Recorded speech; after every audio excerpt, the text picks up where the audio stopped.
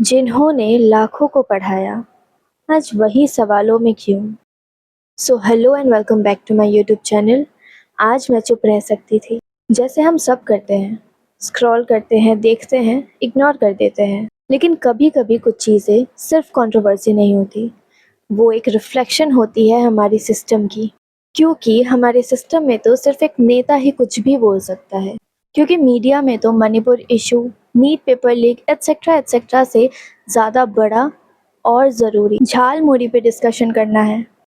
एक स्टेटमेंट दिया गया नेशनल प्लेटफॉर्म पर। यूट्यूब वाले स्टार टीचर्स, उनको कुछ जानना न कौड़ी। शॉर्ट में बताऊँ तो यूट्यूब वाले जो टीचर्स हैं उन्हें दो कौड़ी का ज्ञान नहीं है। अब सवाल ये नहीं कि ये किसने बोला, वो तो हम सबको पता है कि ये किसने बोला है। लेकिन सवाल ये है, क्या ये सही है? क्या एक पूरे कम्युनिटी पे ऐसे आरोप लगाना सही है? क्या हम इतनी इजीली एक प्रोफेशन को ऐसे डिसरेस्पेक्ट कर सकते हैं? वो यूट्यूब टीचर्स ही हैं जो लाखों बच्चों को एडुकेट कर रहे हैं, वो भी फ्री में या अफोर्डेबल फीस में। तो क्या उनकी रेस्पेक्ट कम हो जाती है सिर्फ इसलिए कि वो क्लासरूम में नहीं स्क्रीन पर है? So there is a law called every action has an equal and opposite reaction.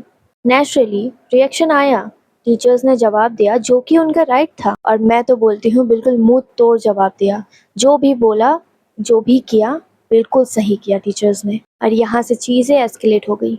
सच बोलूँ, हमारा सिस्टम बिल्कुल परफेक्ट है। मीडिया सेंसेशनल हो जाता है, लीडर्स अकाउंटेबिलिटी से बच जाते हैं, और आम आदमी बस रिएक्ट करता रहता है। क्योंकि जिसने सही चीज़ों के लिए आवाज़ उठाई, उसकी जगह या तो जेल में है या तो भगवान के पास। इम्पॉर्टेंट इश्यूज को इग्नोर कर दिया जाता है और छोटी छोटी बातें बड़े मुद्दों में कन्वर्ट कर दिया जाता है। क्या हमने कभी सोचा कि हम क्या कंज्यूम कर रहे हैं? क्योंकि न्यूज़ में तो झालमुड़ी की महिमा और उसका गुणगान गाया जाता है। मणिपुर कैसे जल रहा है, हर साल नीट पेपर लीक कैसे हो रहा है, ये सब तो नहीं दिखाया जा सकता ना न्यूज़ में। रेपिस्ट को सज़ा दिलवाने की मांग नहीं की जा सकती ना, क्योंकि सरकार तो खुद ही रेपिस्ट से भरी हुई है। वो अपने लिए तो ऐसा कोई लॉ पास करवाएगी नहीं। कोई अपने पैर पे कुल्हाड़ी थोड़ी मारता है। सबसे ज़्यादा डेंजरस चीज़ क्या है पता है? Short memory. आज किसी को हीरो बना देता है और कल उसी इंसान को विलन। और सबसे दुख की बात, बिना पूरी सच्चाई जाने लोग भूल जाते हैं। एक महान इंसान ने लाखों बच्चों को पढ़ाया, वो भी इतने कम फीस में, ताकि एक गरीब माँ बाप के बच्चे सपने देख सकें। लोग भूल जाते हैं कि कितनी रातों की नींद छोड़कर किसी ने अपनी जिंदगी दूसरों के फ्यूचर के लिए लगा दी। आज बिहार के हर कोने से जो बच्चे निकल रहे हैं, जो पुलिस, एसएससी, यूपीएससी तक पहुंच रहे हैं, उसमें कितनी मेहनत, कितनी डेडिकेशन लगी, ये सब भूल चुके हैं। आज एक बाप अपनी बेटी को पढ़ने से नहीं रोकता, क्योंकि किसी ने सिस्टम को तोड़कर एजुकेशन को अफोर्डेबल बनाया। लेकिन बस एक इंसिडेंट, एक कंट्रोवर्सी और जजमेंट रेडी।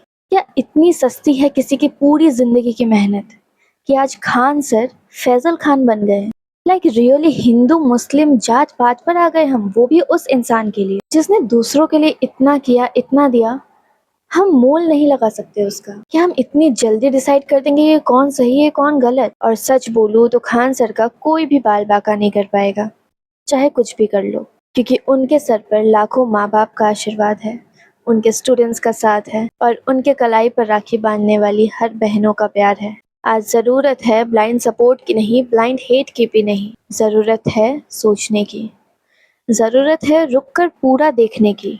क्योंकि अगर आज हमने बिना सोचे समझे किसी को गिरा दिया, तो कल जब सच सामने आएगा तो रिग्रेट के अलावा और कुछ नहीं बचेगा। यार, किसी के सालों की मेहनत को, जो कि उनकी खुद के लिए भी नहीं थी, सिर्फ दूसरों के लिए थी, उसे सिर्फ मिनट्स की कंट्रोवर्सी में मत तोल दो। किसी का नाम गिराने से पहले एक बार उसका काम याद कर लो। एंड यू नो व्हाट, एक कंट्रोवर्सी से सच नहीं बदलता, पर लोगों की असलियत जरूर सामने आ जाती है। और ये तो साबित हो चुका है कि यूट्यूब टीचर्स पूरी दुनिया बदलने की क्षमता रखते हैं। और ये भी साबित हो गया है कि फटी तो है कुछ लोगों की। और लास्टली बस यही बोलना चाहूँगी, इंसाफ सिर्फ सिस्टम से नहीं आता, लोगों की सोच से भी आता है।